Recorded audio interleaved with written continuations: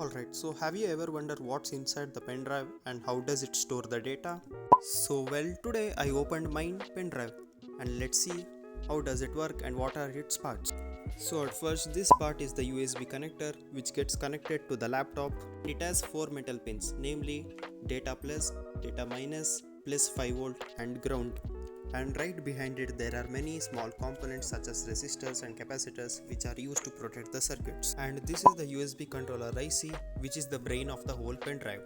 And it handles everything. It talks to your computer, it decides where the data should be stored, it controls the read and write speed, and it can manage the error correction so your files don't get corrupted. And next at the back you can see the space where if extra chip is required in order to store more data can be connected. And here this is the flash memory chip, and this is where all your data lives, like videos, photos, documents and etc, like everything.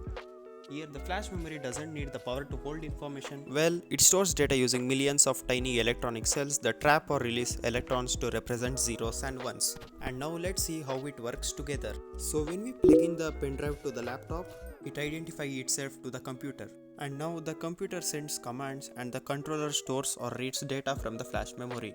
And everything syncs using the crystal timing. And the fun thing is this happens just in milliseconds. So if you like the video, make sure to hit the like button and subscribe.